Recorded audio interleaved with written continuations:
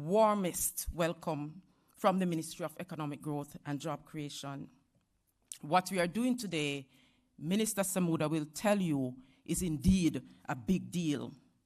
The draft policy, approved by Cabinet and tabled in Parliament as a Green Paper in March 2024, aims to manage protected areas effectively and sustainably, equitably as well, ensuring the protection and conservation of biodiversity and cultural heritage, while also delivering social and economic benefits. To achieve this, the government will develop enabling policies and legislation to strengthen governance arrangements. The overarching policy for Jamaica's protected areas will inform the development of omnibus protected areas legislation to address, inter alia, governance and institutional arrangements for Jamaica's protected area system. In June 2024, the Environment and Risk Management Branch of the Ministry of Economic Growth and Job Creation undertook several consultation sessions on the draft policy involving the public and private sectors, non-governmental organizations, and academia. These were quite robust and provided meaningful comments that we have used to bolster our policy. Our aim is that at the end of this day, when this policy is approved as a white paper, it would have benefited significantly from a wide cross-section of persons and will provide a very robust document. Today's session provides an opportunity for the general public to present their views on issues affecting our protected areas, including sustainable financing mechanisms and strategies to preserve Jamaica's natural and cultural heritage. The government is committed to building and maintaining a representative, interconnected, and resilient protected area system that supports ecological processes, promotes human well-being, and conserves our natural and cultural heritage. Protected areas are crucial as they provide food and water, regulate climate change, and sustain livelihoods. Once finalized, the overarching policy for Jamaica's protected area system will complement key national policies, including the 2024 Watersheds Policy for Jamaica, the 2023 Climate Change Policy Framework, and the 2017 Forest Policy. The ministry is currently working with the Forestry Department on a new Forest Act and with the National Environment and Planning Agency on the amendment to the Natural Resources Conservation Authority Act and the Wildlife Protection Act to allow for an increase in fines and custodial sentences. These policy and legislative developments will further strengthen the island's protected areas network. We must take bold and decisive action and forge partnerships among all stakeholders to effectively manage our protected areas. I don't think that this is in question. This is something that we must do. And together, we can conserve biodiversity, protect our cultural heritage, promote community well-being, and pave the way for a sustainable future for all. Once again, I extend my warmest welcome to each of you and look forward to a constructive and fruitful exchange of ideas and perspectives to assist the ministry in revising the draft policy for submission to Cabinet for its consideration and approval. And we are trusting God that this will be done in very, very short order. Once again, I thank you all. The session is officially declared open, and we do want to thank you so much and look forward to your very, very robust and lively participation. Thank you so much. Thank you, PS Arlene Williams, and congratulations to you and the team for creating this space for this very timely discussion. Ladies and gentlemen, now we ask Minister without Portfolio, Senator the Honorable Matthew Samuda, to deliver his keynote address to our online audience. Please make him welcome.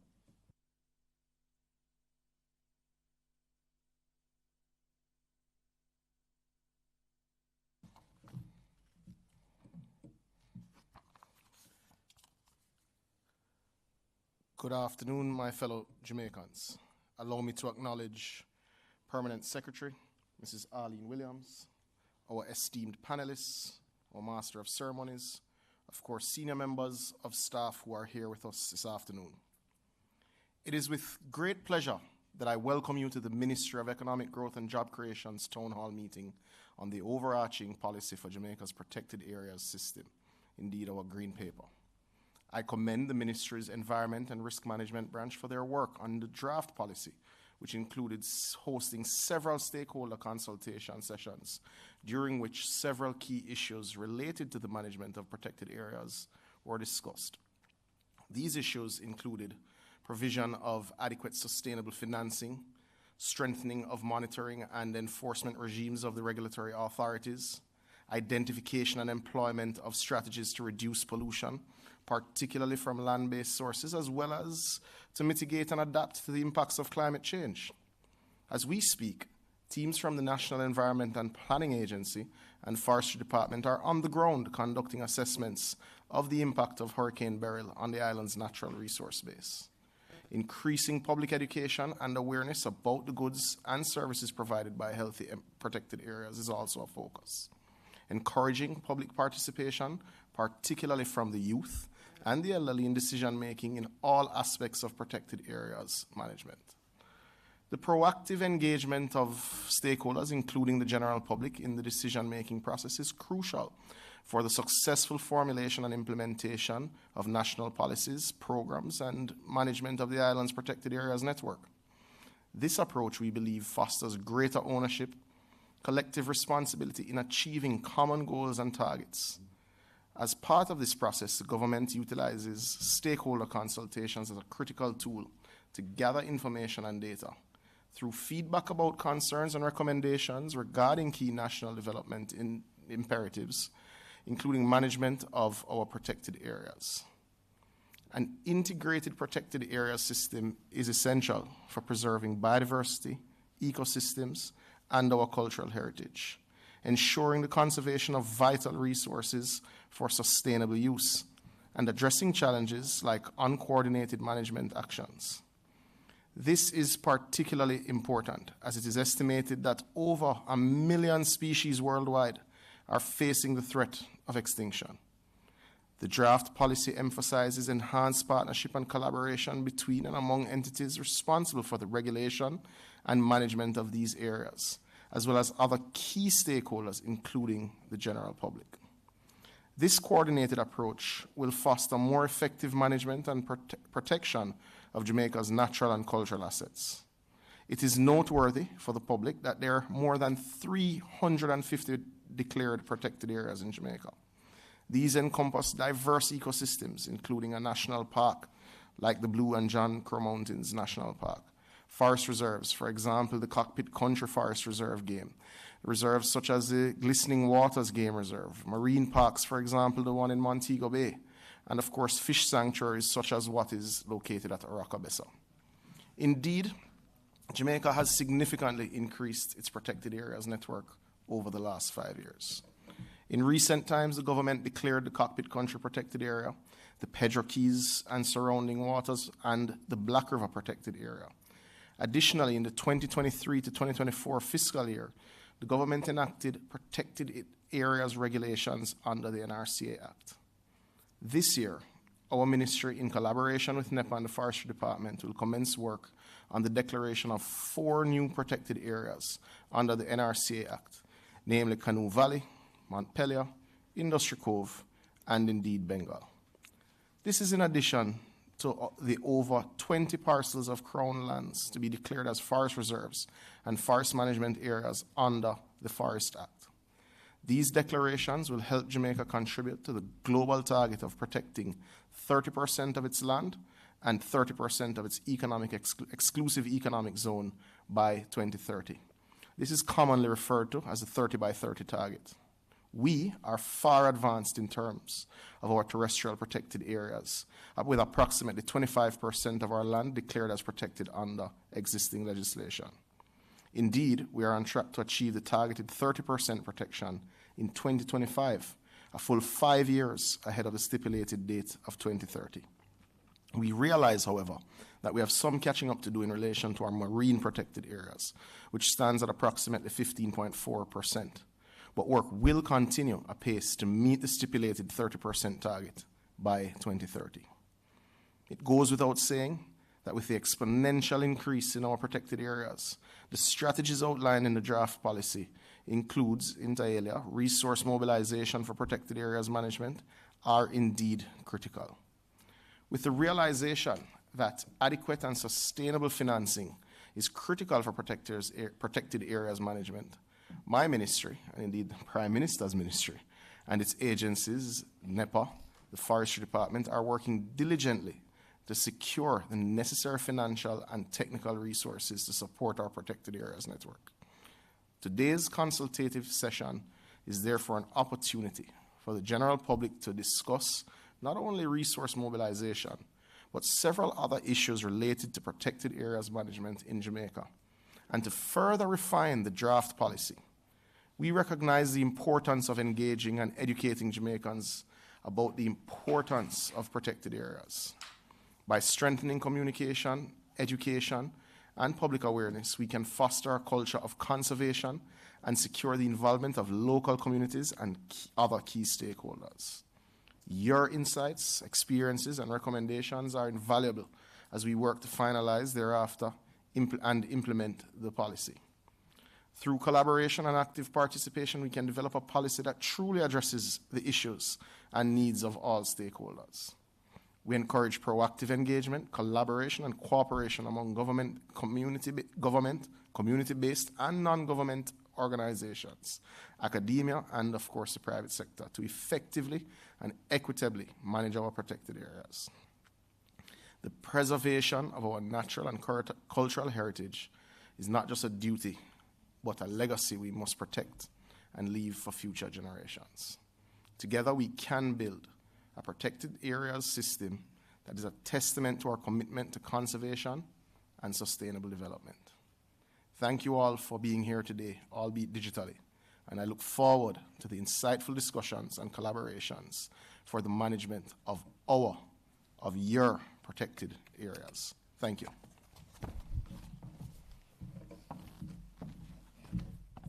And we say thanks to the Senator for his keynote address, and thanks as well to our PS for delivering the opening remarks. We thank them both for being here with us this afternoon.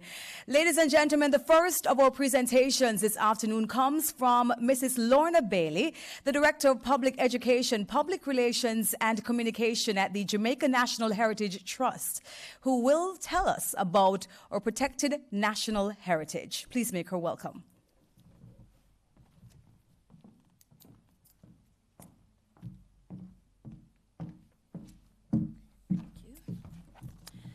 Thank you so very much, Moderator Bissoon, my Honorable Senator Honorable Matthew Samudo, and Mrs. Arlene Williams, Permanent Secretary within the Ministry of Economic Growth and Job Creation, my fellow panelists and presenters, viewers online, good afternoon.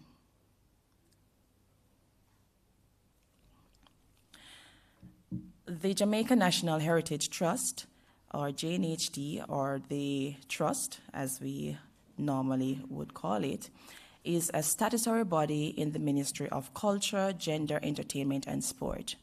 Our mandate is to promote the preservation of national monuments and anything designated as protected national heritage for the benefit of the island.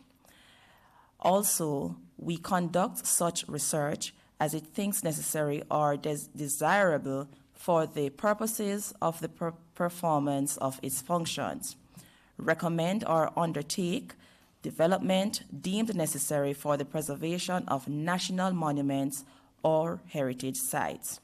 Record any precious objects or works of art to be preserved and to identify and record any species of botanical or animal life to be protected.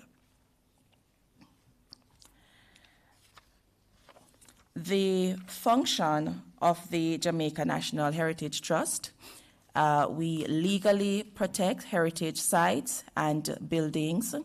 We conserve archaeological objects. We provide technical advice to owners of heritage sites. We also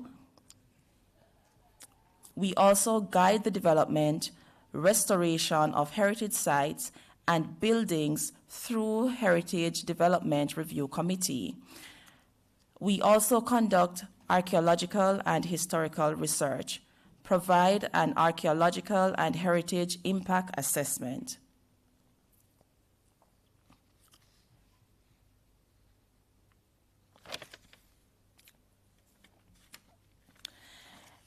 In terms of the legal framework of the Jamaica National Heritage Trust, we have what we call national monument. And what do we mean by national monument? It is any building, structure, object, or other work of man or nature, or any part of remains thereof, whether above or below the surface of the land or the floor of the sea, within the territorial waters of the island, or within an area declared in an order made under subsection 2 to be within the maritime resource jurisdiction of the island. Protected national heritage, what does that mean? It means any place name, any species of animal or plant life, or any place or object that is not declared by the trust to be a national monument, designated by the trust to be a protected heritage.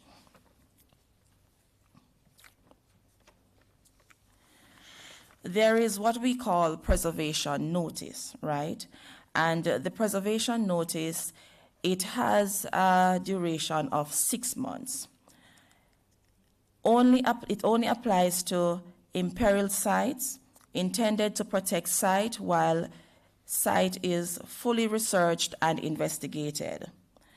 The criteria for declaration or designation is found in Section 12, subsection 1 of the JNHD Act of 1985, and it states any structure, the preservation of which is, in the opinion of the trust, a matter of public interest by reason of historic, architectural, traditional, aesthetic, artistic, scientific, or archaeological interest attaching thereto. Protected sites under the JNHD Act.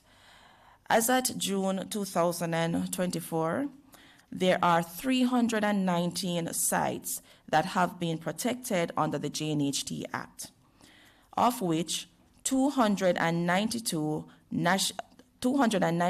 are national monuments and 27 are protected national heritage sites.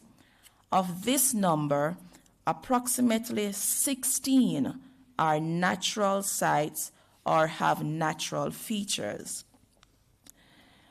These sites, they require money, funding to maintain. And of the over 300 protected sites under the JNHD Act, the JNHD owns or leases 30 of those sites.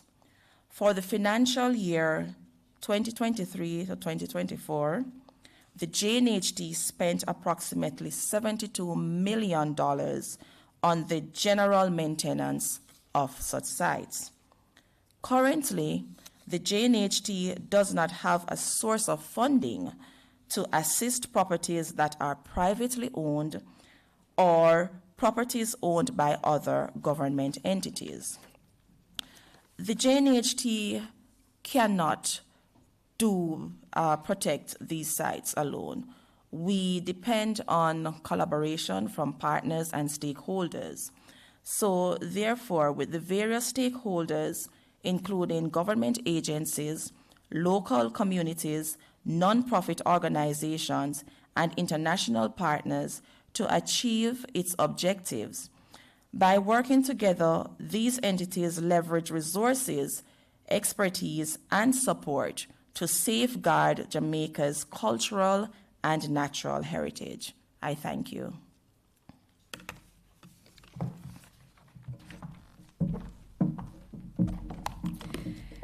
Thank you so much, Mrs. Lorna Bailey, for your presentation. Up next, we have Mr. Philip Cross, Principal Director, Legal and Forest Enforcement Services Division at the Forestry Department, who will tell us about Jamaica's protected forests.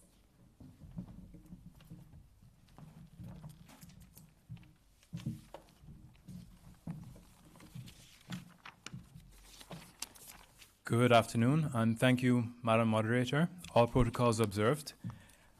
The Forestry Department is the executive agency charged with managing and conserving Jamaica's forest resources. So you may know us particularly with respect to Forest Trek and the National Tree Planting Initiatives, but we have a more formal legal mandate, which I'm going to briefly touch on in the next 3 or so minutes.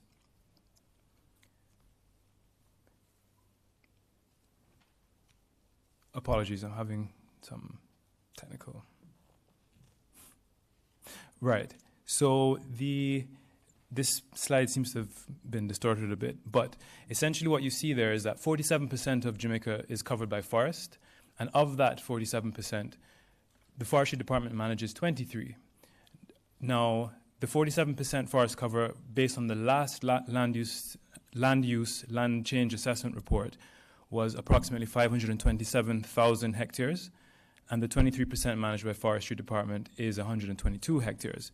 And within that, we have approximately 248 forest areas. Apologies, these slides are... Sorry, there seem to be some issues with the slides, but I will address that. Okay. So this map gives you a better idea of what I'm referring to. So it has different categories of forests displayed in the different color schemes. The dark areas, the dark green areas, those are what we refer to as closed broadleaf forest. Those are the most pristine forests with limited, if not no, anthropogenic impacts. Whereas, so to the east, what you'll see there is actually the Blue and John Crow Mountains National Park / Forest Reserve, and to the northwest is the Cockpit Country Protected Area, which you would have heard about briefly a moment ago. But also in the lighter green areas, you have what are referred to as disturbed broadleaf forest. These are also very high quality forests, but there are certain levels of anthropogenic impacts, and as such, they're not as ecologically strong as the closed broadleaf areas. And also listed, you'll see different categories of timber plantations, swamp forest, mangrove forest, and so on.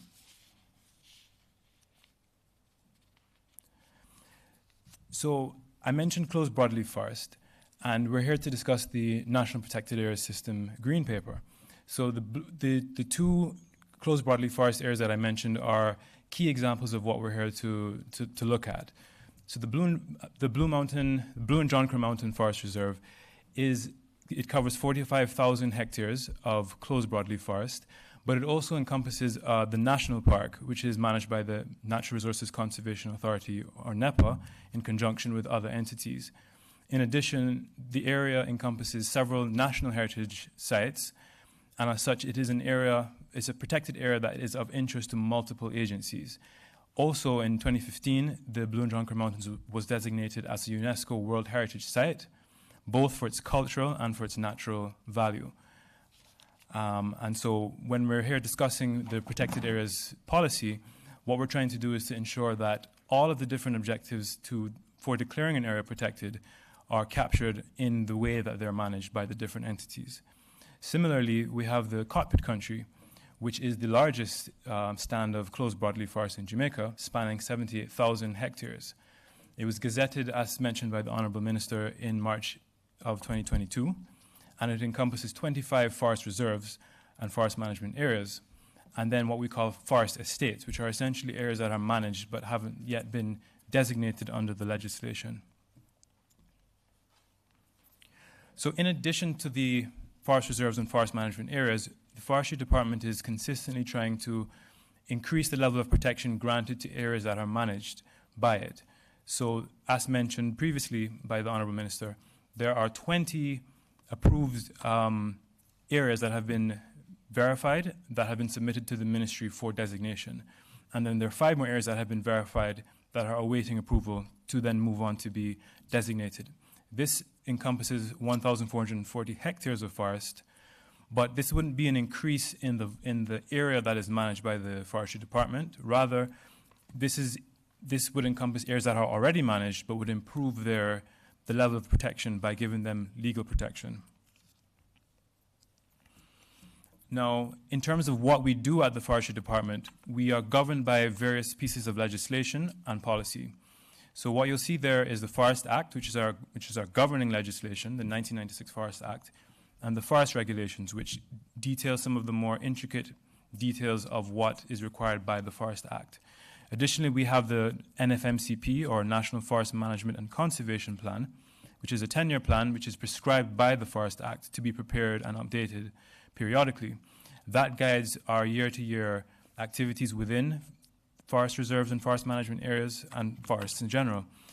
Additionally, as we try to expand the scope of our work and recognizing the importance of forests and swamps and mangroves, we have developed the National Mangrove Swamp and Swamp Forest Management Plan, which works alongside the NFMCP to guide us as to how we should approach the management of forests in Jamaica.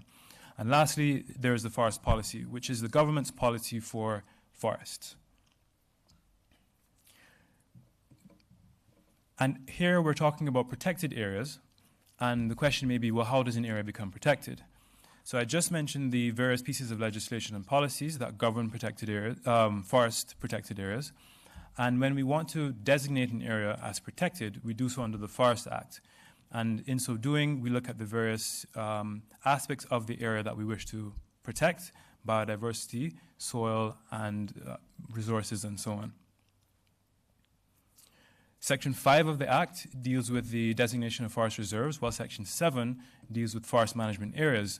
The main difference being that forest management areas are typically managed for sustainable use of the resources, whereas forest reserves tend to be more strict for their conservation objectives. And here you see listed the different criteria that go into the determination as to whether to designate it and how the area should be used, and that is provided for in Section 6. So Section 5 and 7 deal with forest reserves and forest management areas respectively. Section 6 sets out what those areas can be used for. And yeah, so that's what's listed in this current slide. Section 6.2, though, deals with the issue of leasing a forest reserve. So although an area is designated as a forest reserve or a forest management area, it can still be leased, provided that the use that is permitted under that lease is consistent with the activities mentioned in the previous slide under Section 6.1. Now, lastly, well, not quite lastly, but approaching the end of the presentation, there are different criteria that one might look at in determining whether to designate an area at all, or if doing so, whether it should be a forest reserve or a forest management area. So what we look at is the forest cover and the quality of that forest cover, the existing conditions, so whether the area is disturbed or whether it remains natural, and the economic opportunities for the use of resources within the area. Within a forest reserve, even if there are economically valuable resources, there would be limited permission to utilize those resources and what we call non-timber forest products. So those are resources that are within a forest, but they're not timber and they're not fruits or that kind of thing. So even in a forest reserve, even with those areas, we wouldn't allow, there's limited access to such resources once it is declared a forest reserve.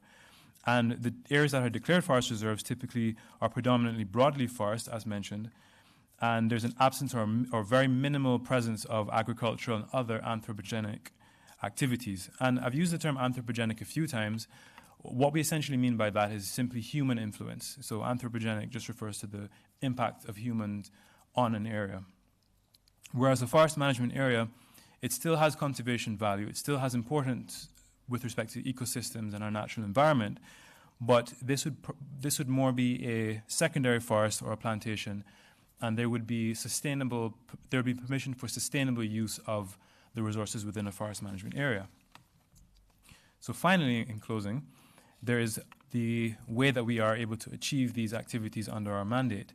And this is done through financing for maintenance and conservation.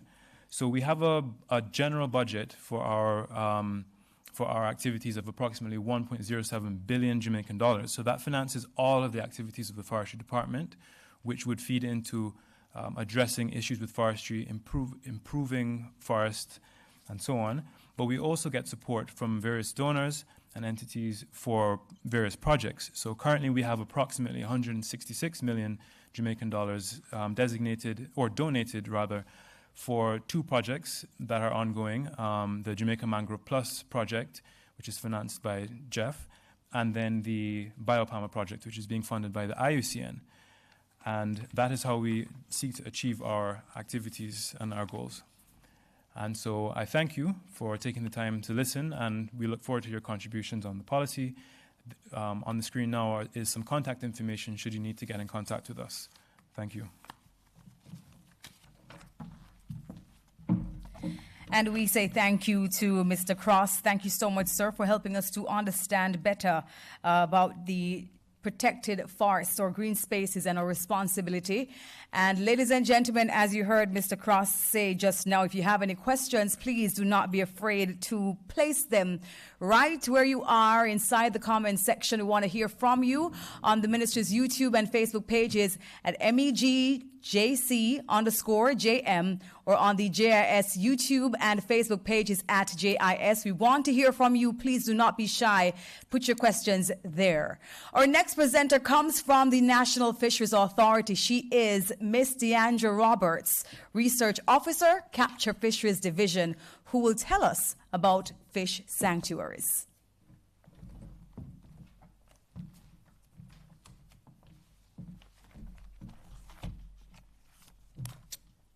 Good afternoon. Thank you for that. All protocols observed. Right. So, marine protected areas, Jamaica fish sanctuaries. The protected areas, most of them, they are managed by the National Fisheries Authority, or most commonly called the NFA. So, why fish sanctuaries? Fish sanctuary establishment is one of the well-known strategies to maintain and manage coastal fisheries resources sustainably and to protect them from overexploitation. In Jamaica, where overfishing has been demonstrated, right, the setting aside of selected marine areas to provide refuge for the refuge for species known as fish sanctuaries. In 1 second, having a bit of technical difficulty here.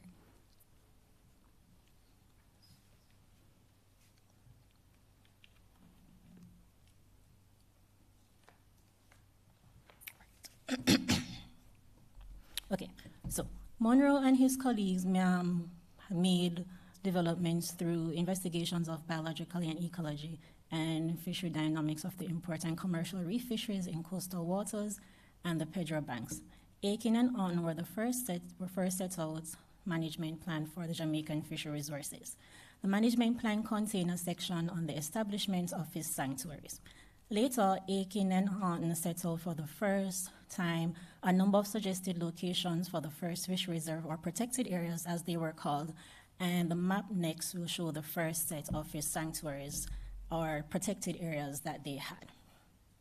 So what's the benefit of a fish sanctuary? They increase fish population affected by overfishing, habitat degradation. They provide a spillover effect. They maintain genetic diversity of marine species within Jamaica waters. They allow for species to reach full sexual maturity, improve the catch per unit efforts of fishermen, including the economics of fishermen as well, Improved or increased opportunities for ecotourism, and providing environment for further research and development initiatives. So how do we go about selecting a fish sanctuary? First, we have habitat assessment, we just need to ensure that the area is ecologically okay for a fish sanctuary. We have a series of stakeholder consultations, so the main stakeholders are in agreement with the area that we choose to put the fish sanctuary. And then we create a relationship between a partner and the National Fisheries Authority.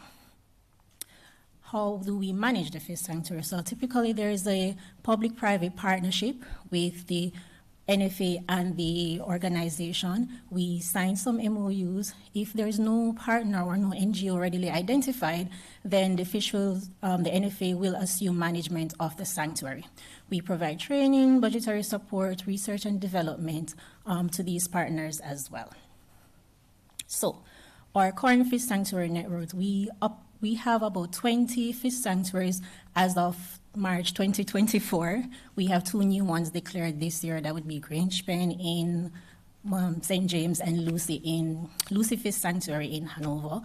They come to a total of 10,895.32 hectares. And they are declared by the minister under the orders privilege through Section 17 of the Fisheries Act 2018. What this means is that if any illegal activity is punishable by law under this act. For future work, we hope to increase the area of our coastal fisheries water to 20,000 by 2027, in keeping with the 30 by 30 thing that we have going on.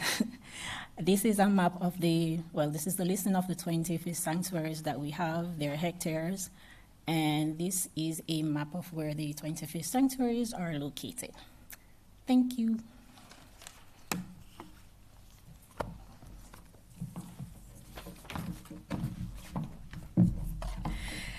Thank you as well to Ms. Deandra Roberts. Thank you for your presentation. Now, ladies and gentlemen, whenever we speak about the environment, the agency that comes to mind readily is the National Environment and Planning Agency, NEPA. We are now able to invite Ms. Hugh Garcia Green, coordinator in the Protected Areas branch of NEPA, to make her presentation on protected areas managed by NEPA.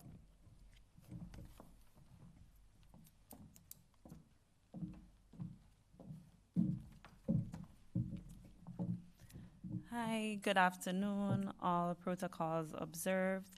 I'll be presenting on the protected areas that are managed by the National Environment and Planning Agency.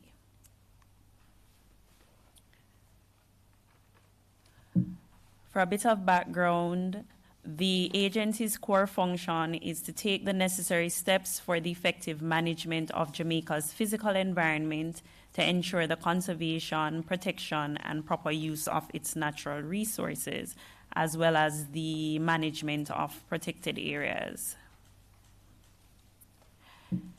The National Environment and Planning Agency is responsible for the management of protected areas under 3 acts: the Natural Resources Conservation Authority Act, which includes national parks, marine parks, and protected areas, of which we have 12.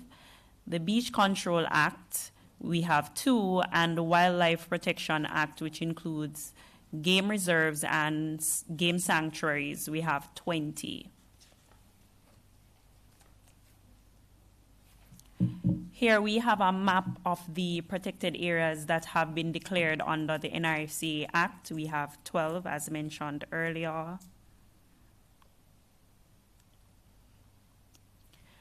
Management of protected areas is guided by a management plan that describes and sets out the vision, objectives, and strategies, as well as management programs and actions to be implemented over a given period of time. The main management programs are biodiversity conservation, public awareness, education and outreach, monitoring and enforcement, and governance and administration. The goal of the biodiversity conservation program is to improve and maintain the status of our natural resources, Public awareness, education, and outreach aims to strengthen public awareness and understanding of protected areas, promote sustainable use of resources and stakeholder support. Patrolling and enforcement achieves a high level of compliance with the laws administered by NEPA, which also includes patrols, both marine and terrestrial. Governance and administration provides governance which is collaborative and responsive, and to provide the resources required for the efficient and effective management and administration of our protected areas. It also includes our collaboration with our NGOs for management. So for biodiversity conservation, some of the activities are mangrove planting, cleanup activities. We also have waste management programs that we implement within the protected areas, sea turtle monitoring, as well as installation of signs. Patrolling and enforcement, we conduct terrestrial and marine patrols, as mentioned before, to ensure compliance with our regulations. Public awareness, education, and outreach. This includes stakeholder engagement, as well as celebrating various environmental signature days, sensitization training session with our stakeholders, as well as our social media posts and websites. Collaborations under the governance and administration program. We have agreements for the management of protected areas with Jamaica Conservation and Development Trust, Caribbean Coastal Area Management Foundation, and the Montego Bay Marine Park Trust to support project implementation. We have multi-stakeholder management committees in areas where there is no NGO present to manage the areas, which strengthens our collaborative efforts. Funding is provided by the Government of Jamaica and the Natural Resource Conservation Authority. And that is the end of the presentation. Thank you.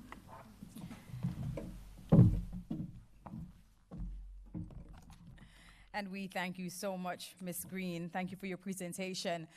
Ladies and gentlemen, while implementation is important, it is policy that drives the measures that are to be implemented to protect our environment, and specifically in this case, our protected areas. So at this time, I invite Dr. Tony Ann Miller, Director of Natural Resources in the Environment and Risk Management Branch of the Ministry, where this policy had its genesis, the Ministry of Economic Growth and Job Creation, who will be telling us about the overarching policy for Jamaica's Protected Areas System Green Paper and its implications for our sustainability as an island and as a people.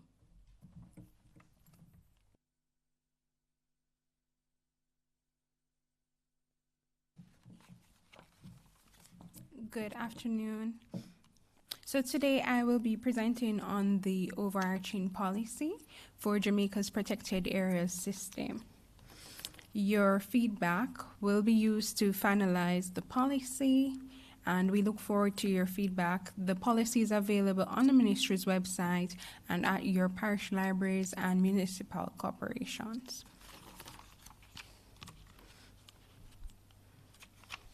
The main goal of the policy is to effectively and equitably manage protected areas for the protection and conservation of biodiversity and cultural heritage, as well as for social and economic benefits.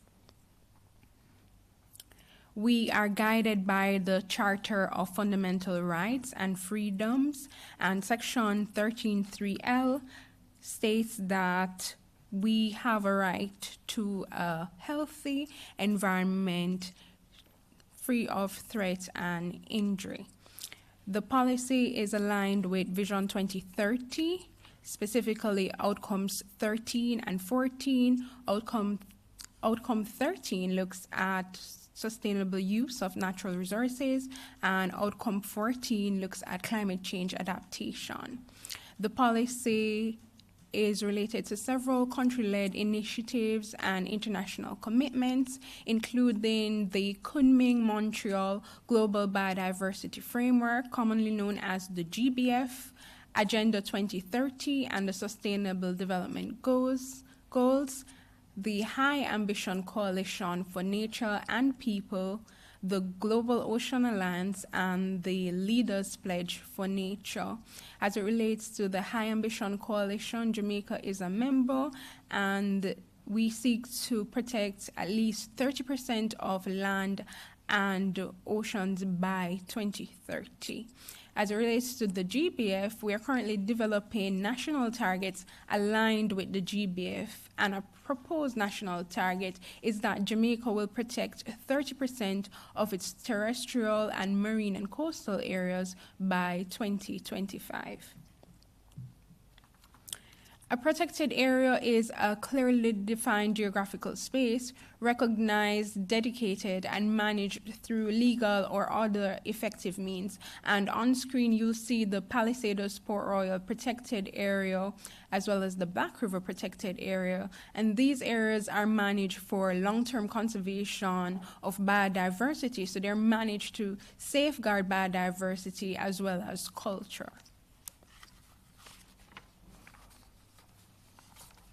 So there are several values and benefits of protected areas as they provide ecosystem services and goods. So some values and benefits of protected areas include climate regulation, the provision of food and water, as well as opportunities for recreation, and it supports key economic sectors such as health and tourism. So other benefits of protected areas include that it enhances mental well-being and it provides habitats for a variety of plant and animal species.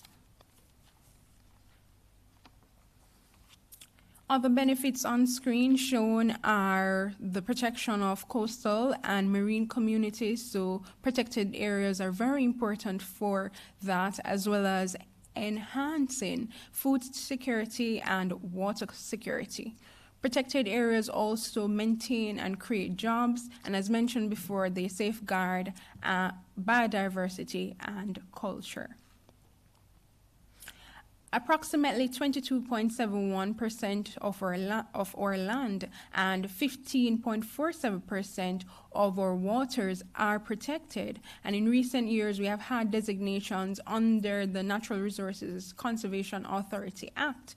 And the areas that have been recently declared are the Black River landscape and seascape, and that was in 2021. In 2022, the Cockpit Country Protected Area, and in 2023, the Pedro Keys and Surrounding Waters Protected Area.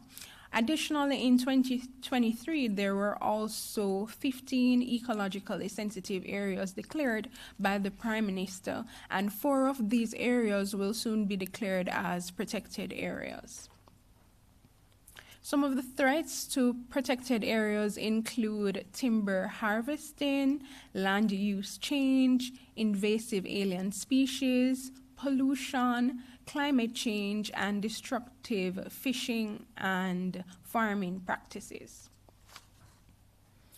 Some relevant policies and plans that are related to the policy include the National Land Policy of Jamaica, which is currently being updated. Recent policies and plans include the National Swamp and Mangrove Management Plan, as well as the Ecosystem Restoration Plan. And we have several policies and plans which are outlined in the document. Some of them include the Watersheds Policy for Jamaica, the Climate Change Policy Framework, and the Protected Area System Master Plan. Some of the main pieces of legislation related to the policy are the Fisheries Act, the Forest Act and the Forest Regulations, the JNHD Act, and the Natural Resources Conservation Authority Act and its subsidiary legislation, which are the Protected Areas Regulations, the National Parks Regulations, and the Marine Parks Regulations. Other important pieces of legislation are the Wildlife Protection Act and the Beach Control Act. Some key stakeholders involved in protected areas management are the National Fisheries Authority and its fishermen cooperatives, the Forestry Department and its LFMCs, which are the local forest management committees, the National Environment and Planning Agencies, working in collaboration with CCAM, JCDT, and Montego Bay Marine Park. Other entities include the JNHT and UDC. Next, we'll move into the draft policy. And we'll look at the vision, the 6 objectives, as well as the monitoring and evaluation framework. So Jamaica, the vision of the policy is that Jamaica's protected area system is ecologically representative and sustainably managed, preserving its ecological functions and services and conserving its rich biological diversity and cultural heritage for the benefit of present and future generations.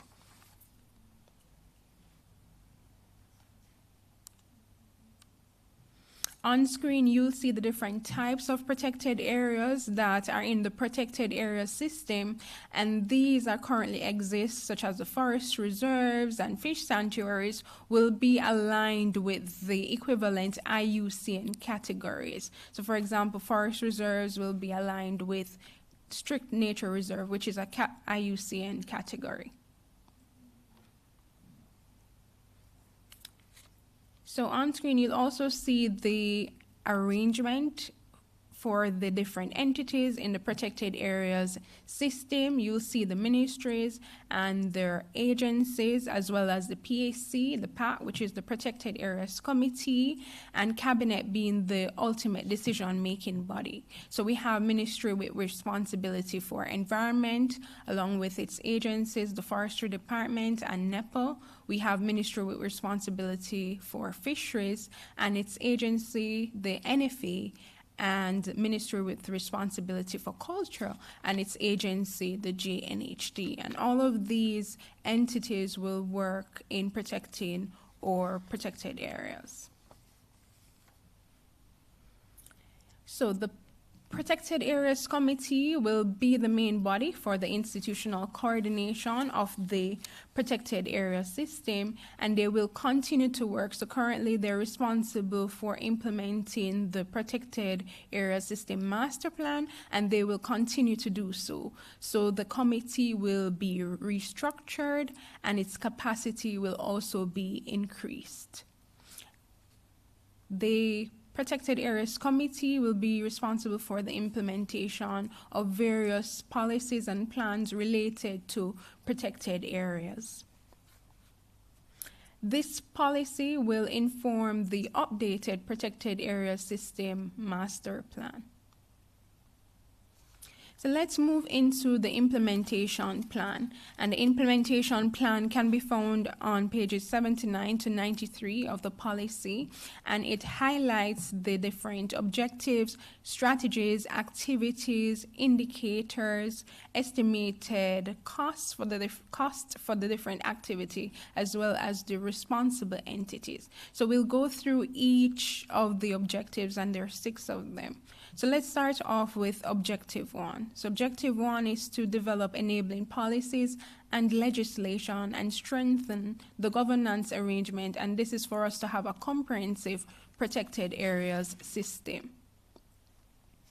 Kindly note that these are just some of the activities in the policy. The policy has a wide range of strategies and activities, so these are just a selected few.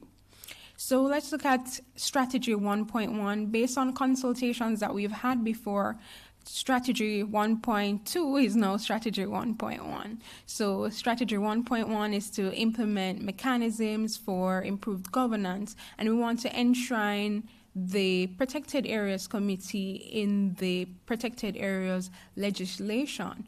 We also want to amend the National Parks regulations and the Marine Parks regulation. Respectively, there's a council and a marine advisory board. So we want the Protected Areas Committee to now deal with matters that are usually dealt with by the council and the marine advisory board. Other activities include increasing the number of LFMCs and enhancing their capacity, as well as increasing active involvement of NGOs and CBOs in the planning and management of protected areas. And we have here that we have several entities that will be involved in this process, and these include the Ministry with responsibility for the environment, Ministry with responsibility for local government, NEPA, JNHT, NFA, Forestry Department, all in collaboration with the relevant NGOs and CBOs. Objective 1.2, which looks at developing and reviewing and strengthening existing legislation and policies related to protected areas management. We will have the promulgation of the overarching protected areas legislation, as well as the amendment of the Forest Act and the Beach Control Act. We want to mainstream the biodiversity conservation and protected area management in sector plans and programs. Responsible entities include the Ministry with responsibility for the environment in collaboration with other ministries.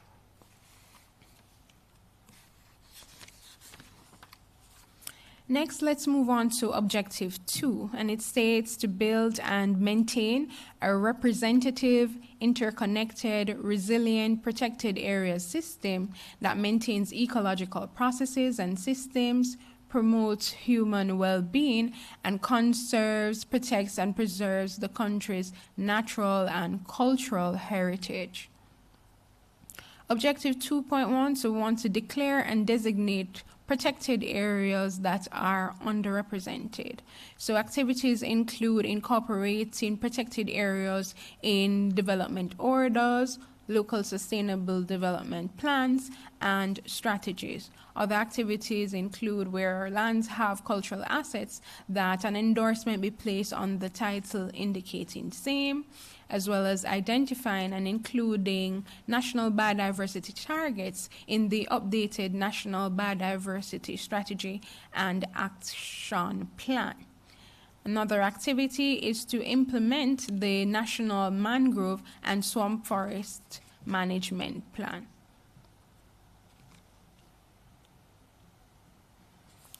Strategy 2.2 looks at integrating nature-based solutions into disaster risk reduction efforts, strengthening disaster resilience at the local and community levels. So this involves reviewing the disaster risk management plans to ensure that nature-based solutions and ecosystem-based approaches are taken into account. Other activities include developing and executing capacity building programs and mainstreaming disaster risk reduction strategies in protected areas. Next, we move on to Objective 3, which focuses on improving protected area management effectiveness. Activities include preparing, revising, and implementing management plans and preservation schemes to include ecosystem restoration activities. We also want to prepare and implement business plans for protected areas, and this is to facilitate green and blue investments, which will help with the management of protected areas.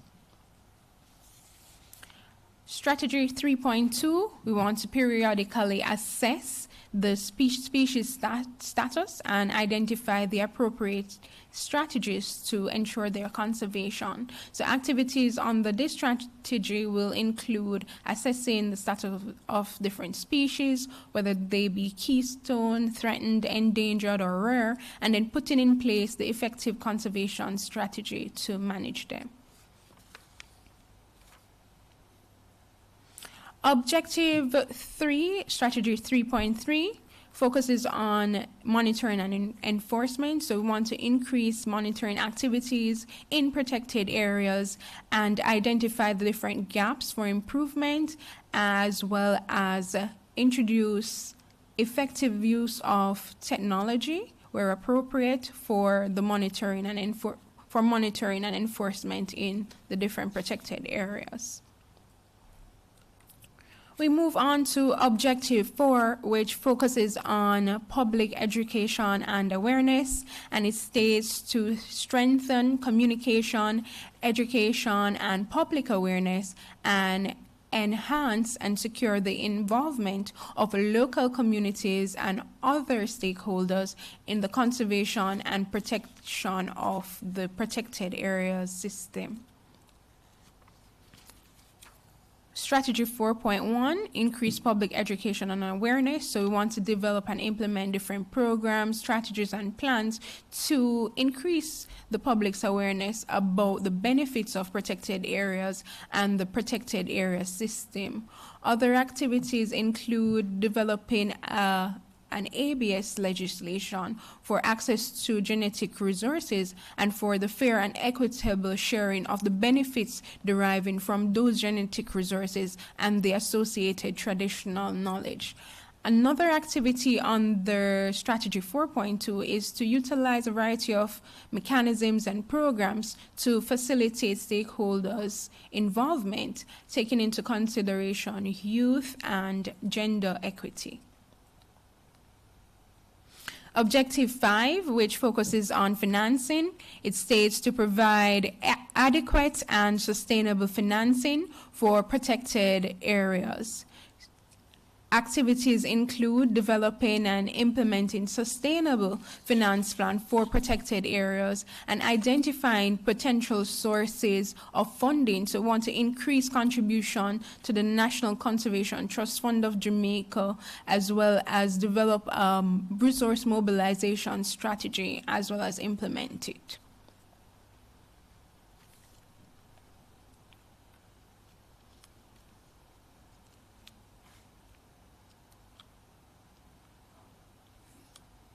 Objective 6, ensure that scientific and traditional knowledge contribute to the establishment and effectiveness of protected areas. Activities include continuing to pursue formal agreements and partnerships in research, as well as developing a national scientific research agenda and developing a database which consists of the status of the island's flora, fauna, and cultural resources. And all of this information will be used to inform decision making. We also want to develop a framework to promote scientific research and put in place the appropriate framework, and the framework relates to free, prior, and informed consent and ensuring that the benefits derived from research the benefits are shared equitably.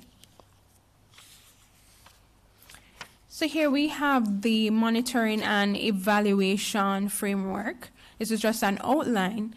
The monitoring and evaluation framework includes the expected results, proposed indicators, targets, means of verifications, and methods of data collection. And this can be found on page 94 of the policy.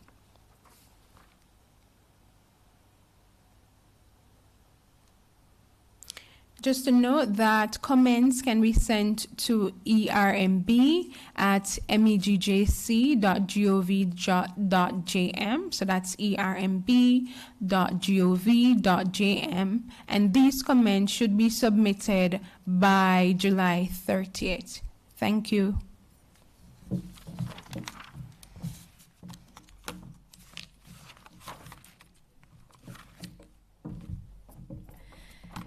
And we say big thanks to Dr. Tony Ann Miller. Thank you for your presentation on the overarching policy for Jamaica's protected areas system green paper. Ladies and gentlemen, we want to say big thanks to Minister Matthew Samuda, Permanent Secretary Arlene Williams, and all our presenters for their informative and enlightening presentations on our protected areas. Remember that we want to hear from you, so place your comments and questions on the Ministry's YouTube and Facebook pages. That's at EMGJC_JM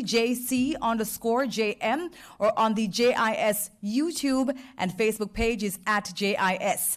Now, for our next segment, we will be making a couple of changes to our lineup on the stage. Joining us are Mr. Stephen Smykel, Principal Director, Capture Fisheries Division with the National Fisheries Authority. Also joining us is Ms. Andrea Donaldson, Senior Manager, Conservation and Protection Subdivision, National Environment and Planning Agency, and Ms. Gillian Guthrie, Chief Technical Director, Development Planning and Environment Policy and Management Division at the MEGJC. Welcome to the ladies and the gentlemen. Now, audience, this is a segment where we take your questions and comments from our platforms to our panelists. Your input will help to determine the health of Jamaica's protected areas for present and future generations. So please feel free to participate. But remember that we will only be taking questions specifically relating to our protected areas this afternoon. So while we prepare ourselves for this, please enjoy this feature on Crown Jewels, Ecological Sensitive Areas of Jamaica. Whenever someone thinks of a country that has captivating beauty, they think of Jamaica. Jamaica is a tapestry of ecological treasures that the government under the Ministry of Economic Growth and Job Creation, MEGJC, saw fit to name Ecologically Sensitive Areas, or ESAs. These areas, woven into the fabric of the island, play a crucial role in preserving its natural heritage. Welcome to Crown Jewels, the ecologically sensitive areas of Jamaica. Ecologically sensitive areas are regions characterized by their unique ecosystems and biodiversity. They serve as vital habitats, ensuring the survival of numerous plant and animal species. But what do the ecologically sensitive areas really contribute to Jamaica? So these areas, because of the ecological significance, it's flagged for its high biodiversity. And the biodiversity, it really contributes to your everyday life in terms of building resilience, in terms of coastal resilience. It offers habitats for some of the species that we like to enjoy. So if you think about even eating fish, the nursery areas within some of these mangrove habitats that are found within the ESA contribute to your livelihood. They also offer ecosystem services, resilience against extreme weather events, resilience against coastal erosion, as well as acting as barrier against tidal wave energy. And how were they chosen? Well, the initial list that was endorsed and approved by the government of Jamaica came about as a recommendation from the National Environment and Planning Agency in consultation actually with the Jamaica National Heritage Trust, the Urban Development Corporation, and the Forestry Department, because we would have recognized that in our planning and development processes, these areas would have been the subject of development consideration. And looking at the environmental sensitivities in this area, we propositioned to the government that maybe we should be looking to give policy directives implementing measures to safeguard these areas against the level of development that would significantly degrade the habitats. As we navigate through Jamaica's verdant landscapes, the spotlight turns to the crown jewels of ecological preservation, the 15 ecologically sensitive areas. Each of these areas is not just a piece of land. It's a living testament to the rich biodiversity that paints Jamaica's canvas. The government of Jamaica has identified 15 sites island-wide as ecologically sensitive areas. The earmarking of these sites by the government accelerates action on environmental commitments, both nationally and globally. ESAs are characterized as having critical ecological features which cannot be easily replaced. Impacts in these areas can negatively affect rare and threatened species, ecosystem services, livelihoods, and the quality of life. The protection offered to these areas will contribute to the further strengthening of the natural resilience of the country and provide for the sustainable use of Jamaica's natural resources in support of national economic objectives. These 15 ecologically sensitive areas, like jewels in Jamaica's crown, are not just geographical wonders. They are guardians of biodiversity, contributing to all resilience. The Jamaican government, led by the Ministry of Economic Growth and Job Creation, is committed to taking care of the environment. They understand how important it is to balance progress and preserve nature. To achieve this, they have created a detailed plan for environmental protection and sustainable development. The policies forged by the Ministry of Economic Growth and Job Creation are a testament to Jamaica's commitment to harmonizing economic advancement with ecological preservation. Within this blueprint, 3 pivotal policies stand as pillars of change. The Watersheds Policy. The Watershed Policy from Jamaica, which is a green paper, is essentially designed to develop policy strategies towards the safeguard of the terrestrial area and the associated waterways. It outlines the government's direction for protecting these areas. It speaks about the collaboration between the various responsible agencies, because the work extends beyond the Ministry of Economic Growth and Job Creation and the National Environment and Planning Agency. We have other major stakeholders such as Water Resources Authority, the Forestry Department, who are all doing work. So basically it's acting as a measure to coordinate all of the respective activities for these various entities so that we are actually achieving the goals outlined in the policy, which is to safeguard our watersheds for healthy livelihoods. The updated Climate Change Policy Framework. So the Climate Change Policy Framework, which was developed by the Ministry of Economic Growth and Job Creation, led by the Climate Change Branch, outlines the strategies that Jamaica will be implemented towards meeting the international commitments that have been outlined to combat the impacts of climate change. It outlines national strategies across various sectors, including environmental sectors and transport sectors, looking at air emission issues that would need to be tackled in the short to medium term in order for us to meet the international commitments, as well as meet our national policies, including the Vision 2030 that has been outlined and committed to by the government of Jamaica. And the groundbreaking Emissions Policy Framework. The Emissions Policy Framework is a national policy that was developed to ensure that we have a more coordinated and structured approach to reducing emissions from harmful substances in Jamaica and to address air pollution from sources that are directly caused by us humans. In the heart of this ecological symphony, Jamaica is orchestrating a bold movement, a countdown, not just to a date, but to a future where the harmony between humanity and nature resounds louder than ever before, aiming for a remarkable milestone. In the financial year 2023-24, government commenced the preparation of a new protected areas policy for Jamaica, which will replace the 1997 policy.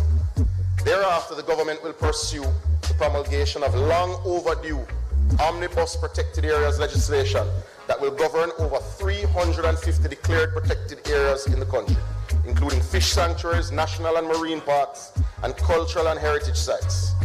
Mr. President, in strengthening the legislative framework governing protected areas, the government promulgated new protected areas regulations under the Natural Resources Conservation Authority Act in 2023-2024.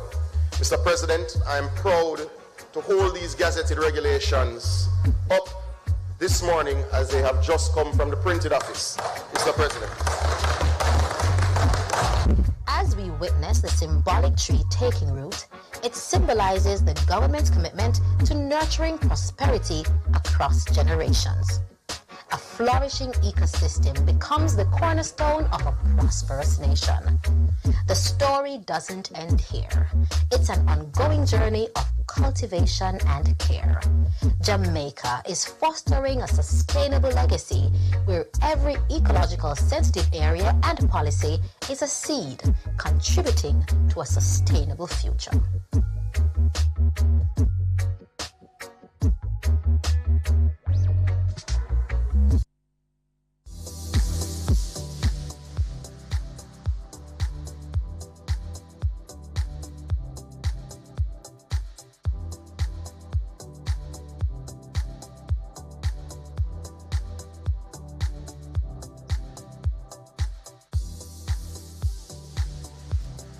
And thank you so much for staying with us. Thank you, thank you. We are here for the next segment. We are here with our panelists, and they're about to answer your questions. You've been dropping them in the comments section. We thank you so much for engaging with us, so we ask that you keep the engagement going.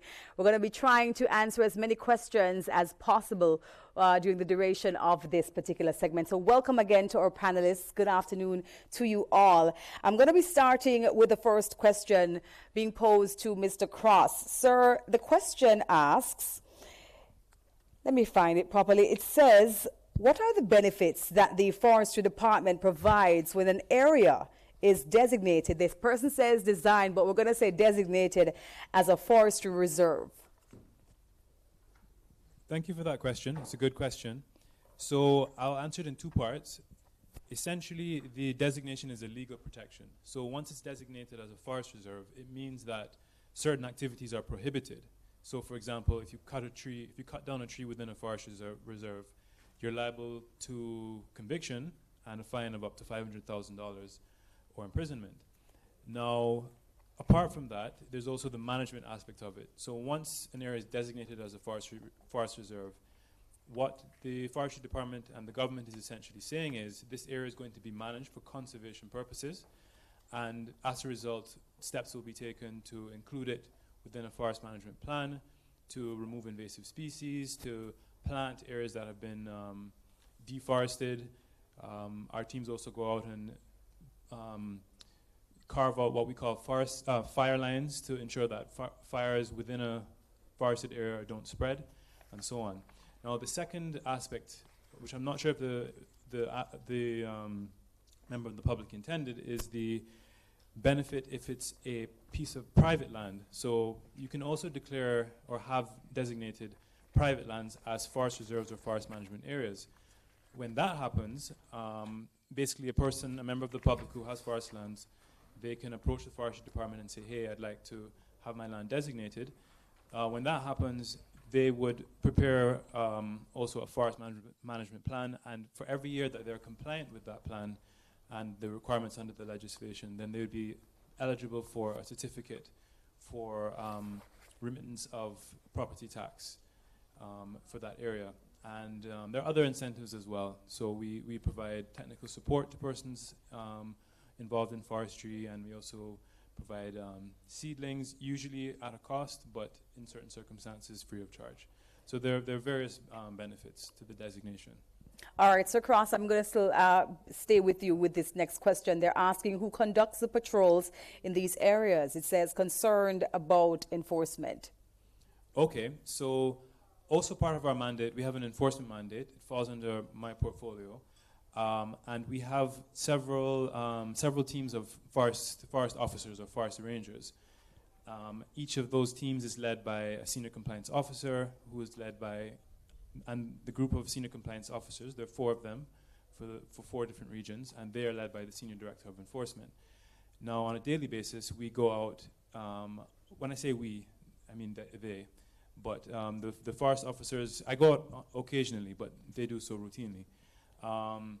We'll go out into the forest reserves and patrol to determine if there are any encroachments, agricultural encroachments within a forest reserve or forest management area, to try and identify offenses, so persons cutting trees within our protected areas or harvesting other forest resources, kindling, lighting fires, and that kind of issue. They look for those activities, and if they catch persons in the act, then those persons can be arrested and charged, and we have taken several persons to court as a result of that. All right, thank you so much for your answer. I hope that answers your question. All right, this one is for NEPA. Do NEPA and other entities have the capacity, financial and human, to implement the overarching policy? What are the plans to implement the policy beyond the M&E section of the policy? So the policy is not only NEPA, it is all the agencies that declare protected area. And I believe Dr. Miller in her presentation said that the Protected Areas Committee would be important in the implementation of the policy. From a standpoint of protected areas management, there's never sufficient human resources or financial resources for the protected area. So the agency always works in partnership with non-governmental organizations or create committees where we have government agencies, non-governmental organizations that work to help us identify where we need to prioritize and where we need to put our funding. It must be recognized that there is international funding out there, but a lot of it always goes to non-governmental organizations. So we try to partner with NGOs, and where we do have resources, the resources try to support their rangers, the park managers, their accountants, certain aspects of the management team for the protected area, but there's never sufficient funding for managing. So we always try to work in partnership with other organizations. All right, thank you for answering that. I want to bring in here Ms. Guthrie on this same conversation about costing and monies. The question is, on average, what is the total amount of money required to effectively manage the respective protective areas? Do you have an answer for that even? No, we don't have an answer for that. The audience would have understood, based on the presentations that we had today, that we have over 300 protected areas declared under law. And they're under 4 different, what we call protected area managers: the National Fisheries Authority, NEPA, the Jamaica National Heritage Trust, and the Forestry Department. And they all have budgets that they put towards the management of their respective protected areas. It is a huge sum that is required, and we're talking billions of dollars that is required to manage all of these protected areas. The idea is to look for different sources of funding. So funding already comes from the consolidated fund to these protected area managers. And as Ms. Donaldson said, in partnership with NGOs and CBOs who have delegated authority, they also too try to do some resource mobilization. But we are looking to other sources of funding, like we are looking towards incentives to NGOs and CBOs and the private sector to invest in protected areas, do ecotourism type activities within protected areas to generate money. We're looking at implementation of user fees where they don't exist already. We're looking at how we can sustainably utilize the resources within our protected areas so that they can in turn support and maintain the biodiversity within these areas. So we're looking at different sources of funding to see how we can best supplement and complement what the government already provides to the protected areas managers to do the work that we need to do. All right, thank you so much, Ms. Guthrie. I want to ask Mrs. Lorna Bailey about the challenges in managing the protected areas. We're talking about the national heritage sites. Okay, thank you for that. We do have our challenges in managing these sites, and one of the challenges is whereby, persons, they tend to want to go and squat on these sites. And we have to send out our officers who do the monitoring of these sites. And that is one of the challenges that we have.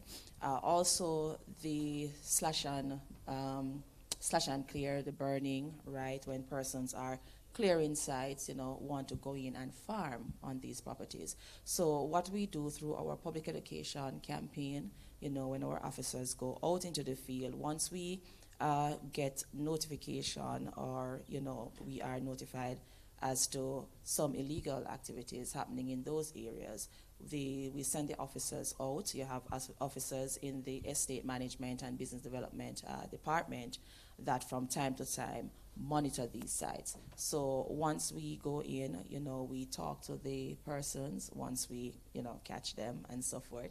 And some of them have been very cooperative. And whereby we have extreme cases, the perpetrators, we have to, prosecute them, through the legal department and so on. And we have, quite a few cases in the courts and so on. But those are some of the challenges that we have. But from time to time, we have been able to mitigate against those things, and we just deal with it as they come. Right. Ms. Bailey, I'm very happy that we're having this discussion and this town hall for the persons who are not every day looking at the protected areas or knowledgeable, and that information, doesn't come across their desks every single day. Sometimes they are very much unaware of the protected areas in the country, and more so the fact that we have over 300 of them. In terms of the communication, though, that our people will understand their responsibility, do you think that that is an area that needs more attention? How we get that information in a way that is understandable to the everyday Jamaican, that even though you may be living in this area, it's actually a protected area, and so these are the steps and measures that you should keep in mind? Yes, definitely. We need to improve on that in terms of the public education and letting persons be aware, letting them know that, the importance why these sites must be protected and must be sustained for years to come and for generation. Now, in terms of us getting the information out there, we use our social media handles. We are on Twitter. We are on Instagram, or X, formerly Twitter. We are on Instagram. We are on Facebook. And from time to time, we do meetings, because just a few weeks ago, we were in Port Royal, where we had a town hall meeting out there on the ground. So we use these various mediums, to transmit the information to the public. And also, we are very careful in how the medium that we use, because we have to put the information in such a way that it caters to the older generation, the younger generation, and so on. Even in our schools, where we do public education in the schools, we use that medium as well to bring the message across and to inform and educate persons that these are protected areas, and we have some do's and don'ts of what to do and what not to do in these protected areas. Thank you so much, Mrs. Bailey. And I want to bring in at this time Mr. Stephen. Sir, Mr. Smikle, sir, your area is with fisheries, and I know that this is an area that you are absolutely passionate about. I remember speaking to you I think a year ago or so, about the same thing. I want to ask the same question about the challenges in terms of managing the fish sanctuaries. All right, thank you very much, Debbie. It is challenging, and we do face the same issues that many of our partner agencies do, and that is in terms of resources, financial resources and human resources. We should be aware that the maritime space is significantly larger than what we have as land space, and therefore the coverage in terms of what we'd have to look at is much wider. So it brings for us issues with regards to enforcement. The vessels that we need to go out there would be significant in terms of the numbers. The cost for fuel for these vessels is also high. The number of persons that we can get to go to sea to work both day and night, that cost is significant. So in terms of managing our sanctuaries in particular, the issues really are one of having adequate resources to be out there 24/7 to ensure that not just fishers, but the other persons with other interests are not illegally within the sanctuary space. Yeah, thank you so much for that, sir. Very good point. All right, Courtney Dixon, how I believe it is asking, do ecologically sensitive areas differ from other types of protected areas which already allow for low impact developments and are aimed at conserving biodiversity? You want to take that one, Ms. Guthriew? Go ahead. Yes, thank you for that question. And as Dr. Miller would have said in her presentation, the most honorable Prime Minister, who is also the Minister of the Environment, he had designated 15 such areas across the island. And that designation was to allow for us, for all the regulatory authorities and the general public to recognize that these particular areas are sensitive. They are sensitive in terms of their ecological value. And the ecological value is not something foreign from us. It is how we support our life and livelihoods. So the Prime Minister, in his wisdom, he designated 15 of them. And the idea is that the protected area managers, NEPA, Forestry Department, the National Fisheries Authority, the Jamaica National Heritage Trust, as appropriate, will then utilize their legislation to declare them as protected areas under law. And so that will give them legal force. So the idea too that the Prime Minister had was that there are certain types of activities that will not be allowed in these ecologically sensitive areas. So high intensity developments, he said, will not be allowed. He also talked about mining, he said, would be prohibited in these ecologically sensitive areas. So the Prime Minister himself has already determined the types of activities that will be prohibited in these areas, and he has sent the signal to the regulatory authorities as well as to the general public as to how these areas should be recognized and dealt with. Okay. Ms. Gutchen, I'm going to stay with you for this next question. It's asking, what are some of the investment opportunities for the private sector to support protected area management? Right. Excellent. So, yes. And we really would like the private sector to come on board because, of course, the government alone cannot do it. So we're looking to the private sector for ecotourism type activities. We're looking to the private sector for even nutraceuticals. You know, the protected areas are rich in biodiversity. So we're looking for environmentally sensitive investments. So we're not looking for investments that will mow down and have us have biodiversity loss. We are looking for investments that will enhance the conservation measures that we are going to be putting in place, and have those measures in turn support investments. So this is a call to the private sector to partner with the government in this way, to have opportunities to identify those opportunities that will to enhance the protected areas, the fish sanctuaries, for instance, the ones that the JNHT also has with their heritage sites, etc., the forestry department with their forest reserves.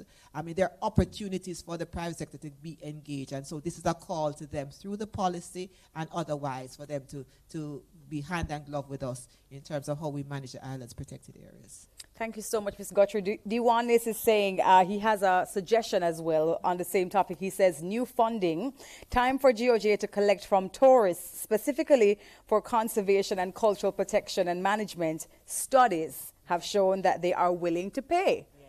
Yeah. Yes.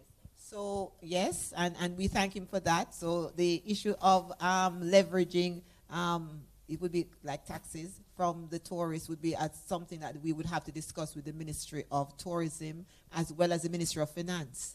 So all ideas, all recommendations can be entertained with the draft policy. We are looking for innovative financing mechanisms that will help us to protect the system and to maintain the conservation value of these protected areas. So all ideas, all recommendations will contend, and so we invite persons to provide us with their thoughts on these matters. All right, Wendy has a thought here. She says, over the past 45 or more years, there have been numerous studies and plans for a system of protected areas in Jamaica with considerable input and effort from scientists and conservation NGOs. She says, I would like to see those efforts referred to in the current policy process. Yeah. Right. So currently we have what we call a Protected Areas Committee, and that Protected Areas Committee has not been functional. So our idea is to put that Protected Areas Committee in law.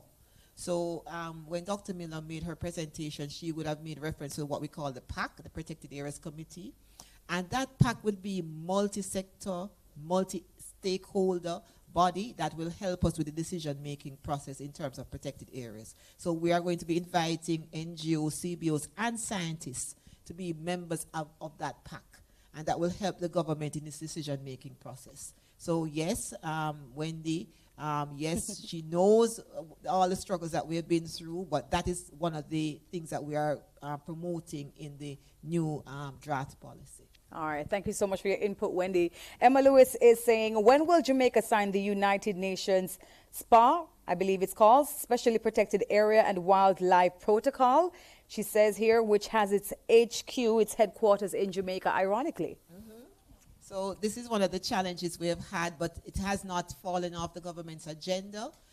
When Jamaica ratifies any international agreement where we have legally binding commitments, we must have legislative framework in place to allow us to comply.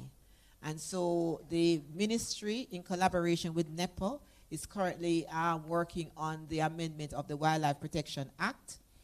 You would have heard in the presentation recently, we're going to make one amendment shortly, and this is an urgent matter, to increase the fines and custodial sentences under the Wildlife Protection Act. So that will be the first amendment that we will entertain. But the idea, though, is that the ministry will embark upon an overall amendment of the act, and that will allow the country to be able to ratify. Of course, ratification of any international instrument is the prerogative of the cabinet, and so we are going to make sure that we put all the necessary things in place to allow the cabinet to consider the matter.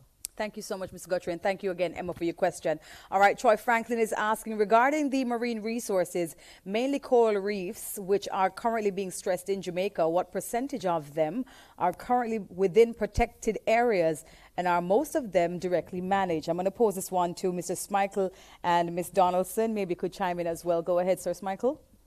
All right, thanks for that. That's a challenging question in that we don't have sufficient data as yet to give a specific response in terms of the percentage. What I can say is that our fish sanctuaries are comprised of a lot of coral reef areas, and to date we do have 10,800 hectares of marine space that is protected as fish sanctuaries. So when we look at the broader picture in terms of what that represents, right now that's about 7% of our fishery waters down to 100 meters. So that's it. That's the best that we can do at this point in terms of a spatial coverage. But the work continues to look at more details regarding spatial coverage, what areas of reef that might be comprised within that, mangrove, seagrass. So we do have projects that are going on now that will give us more information in terms of spatially what percentages or various habitats are protected. All right, thank you, sir. Ms. Donaldson, would you like to add anything else? No, I'll agree with Mr. Smichael. It's been very difficult to say what percentage, but for every marine protected area declared either under the Fisheries Act or the Natural Resources Conservation Authority Act, there are coral reefs. And we must note that all our coral reefs are under stress due to climate change. Bleaching has occurred as the sea temperature rises. And so while we may put in a lot of effort to protect our coral reef, a lot of the impact may be external and beyond our efforts to protect. All right. I'm going to stay with you, Ms. Donaldson. We want to talk about the next step once the policy is finalized for NEPA. What does that look like? Sorry, I have to think about it some more. Not really. I mean, for us, it'd be more direction because we'll still continue our programs. We know we have 4 new protected areas to declare, but we will also know that we have an implementation plan that we will now incorporate into the operational and corporate plans of the agency to strengthen the protected areas system that we actually manage, and that we know we need to again increase our partnership. And that partnership is with non-governmental organization and private sector. So a lot of the activities that are within the policy are things that we already do, but we will now be more targeted in what our efforts are in ensuring that we are managing the protected areas and ensuring that persons who are within the protected areas understand the importance, that they can still have sustainable use of the protected area, but we're managing it for future generations. Okay, I think it's a good question to send down. It's a Mr. Cross. Yes, sir, you could actually take this one as well. Okay, so I think that the policy would also be beneficial and provide direction at the forestry department. As we've been saying, the essence of the policy is really to ensure a coordinated and efficient approach, complementary approach to protected areas management between the various entities that are responsible for it. So with the passage of the policy, we would have an active role to play on the Protected Areas Committee. It speaks to a rotating chairmanship. So at times we would be playing a leadership role, and at times we would be more of a supporting role. But at all times, the policy would be guiding the direction of what we do, and it would allow our efforts to complement the efforts of the JNHT and NEPA and the National Fisheries Authority. So it would provide us with direction and complementary management. All right, Mrs. Bailey? Yes, it will definitely allow us, all the agencies involved, it will strengthen the partnership that we have, and it will help us to let us be more focus driven on everything that we do to protect these areas, because it is not easy to protect these areas. And I mean, this is Jamaica, we all know, but at the same time, the policy will allow us to stay focused, and it will provide direction definitely and help to just strengthen the partnership so that we can protect these areas for the sustainability and in order to promote the areas as well and preserve them for future generations, definitely. Thank you for your answer. Mr. Smichael. For the National Fisheries Authority, really, this policy allows a more integrated approach among our partner agencies in the whole matter of how we declare marine protected areas and how we get the public and the users on board and involved in the management of these spaces. And what it also does is to reduce perhaps what I'd consider conflict between different users of the marine spaces whenever we have, for example, fish sanctuaries declared versus marine parks or protected areas. Very often the consultative approach is not as what we would like, and therefore you may have negative interactions with fishers who perhaps were not consulted because a different set of criteria were looked at in establishing, let's say, a marine protected area.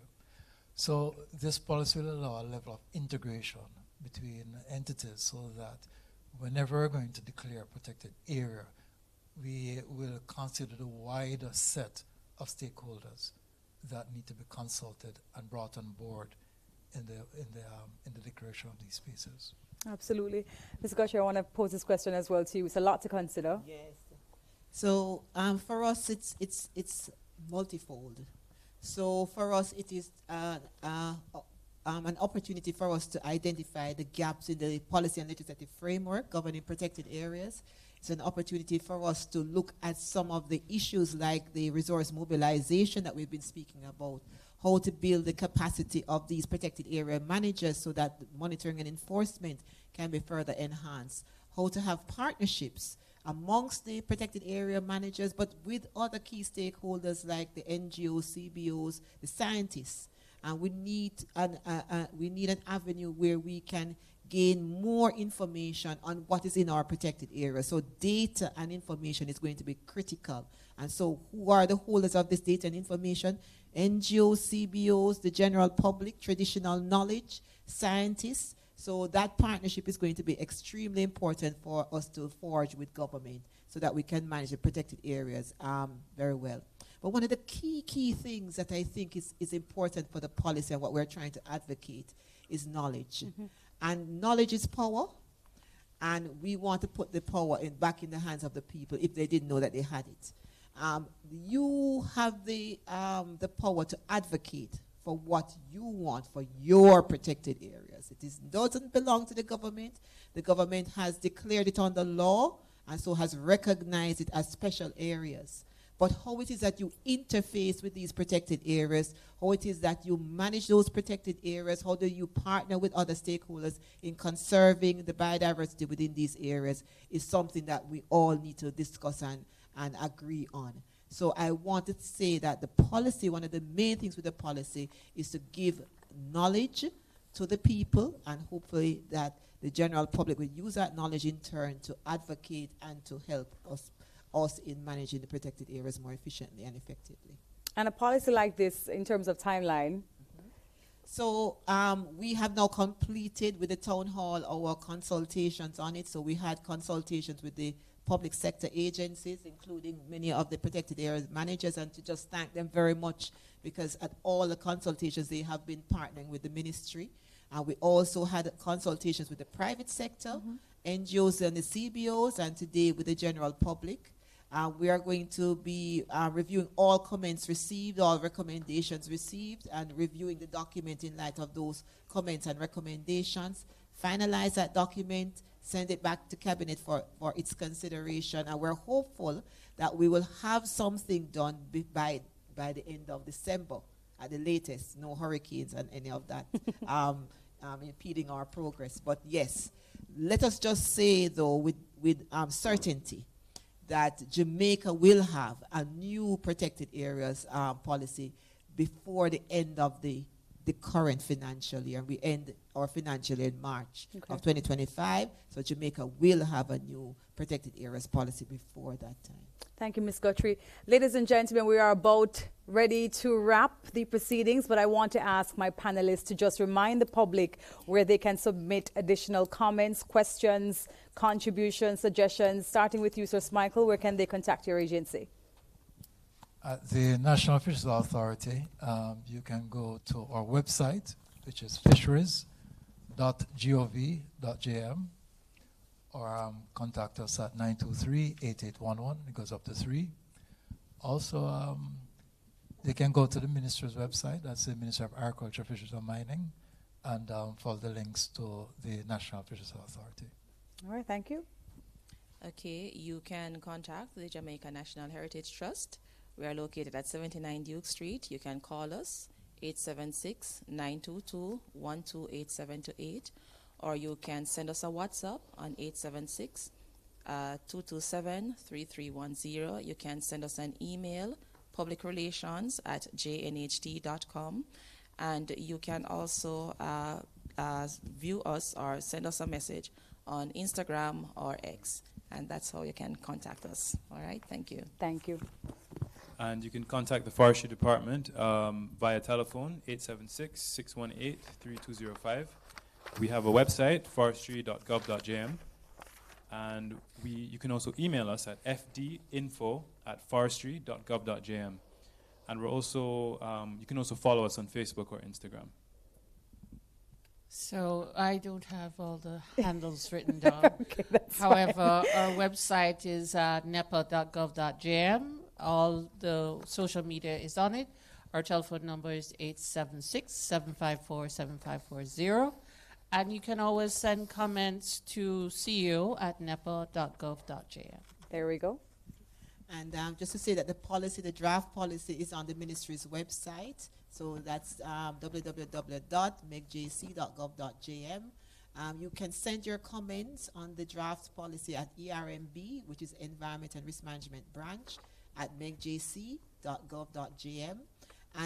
And just to say too that the hard copy of the policy is the draft policies at all the parish libraries and all the municipal corporations. So please feel free to reach out to us if you have not been able to have access to to the document, and we will provide it. And we, however, Debbie would like the comments as soon as possible, because if we want to make that deadline to finish before the end of the financial year, we need to get those comments in as quickly as possible. So I would say if we could have the comments by the end of August, that would be put the ministry in a good stead to be able to revise the policy and send it back to Cabinet for its consideration. Thank you so much, Ms. Guthrie. Ladies and gentlemen, I think that brings us to the end of our panel discussion. Again, we'd like to say big thanks to our panelists, starting with Mr. Stephen Smikle, Principal Director, Capture Fisheries Division, National Fisheries Authority. I want to say big thanks as well to Mrs. Lorna Bailey, the Director of Public Education, Public Relations and Communication at the Jamaica National Heritage Trust. And big thanks to Mr. Philip Cross, Principal Director, Legal and Forest Enforcement Services Division at the Forestry Department. I want to say thanks to Ms. Andrea Donaldson, Senior Manager, Conservation and Protection, Subdivision, National Environment and Planning Agency, NEPA. And of course, big thanks to Ms. Gillian Guthrie, Chief Technical Director, Development Planning and Environment Policy and Management Division at the MEGJC. Ladies and gentlemen, big thanks as well to our presenters for today, Senator the Honorable Matthew Samuda, and we also want to say big thanks to Permanent Secretary Arlene Williams, and of course Miss Lorna Bailey. I did mention her before. Want to say thanks as well to Dr. Tony Ann Miller and Miss Hugh Garcia Green. We want to say thanks to you for joining us and staying with us, and for sending in your questions, your comments, your thoughts. We could not have done this town hall meeting without you. As you heard Ms. Guthrie say, we want to hear from you before the end of August. So please make sure that you are a part of this big movement. Special thanks here to the technical team at the Jamaica Information Service and the Public Broadcasting Corporation of Jamaica. And finally, again, thank you all for joining us. I want to say you can go on to the MEGJC and JIS YouTube and Facebook platforms and continue the discussions there. And also you're able to read the Overarching Protected Areas Policy Green Paper on the ministry's website at www.megjc.gov.jm. You can also email us your thoughts at ermb@megjc.gov.jm with the subject line Overarching Protected Areas Policy for Jamaica. Written comments in hard copy may be sent to the Environment and Risk Management Branch at the Ministry of Economic Growth and Job Creation, 16A Halfway Tree Road, Kingston 5, no later than July 30. Thank you so much. My name is Debbie Bissoon. Thank you for joining us.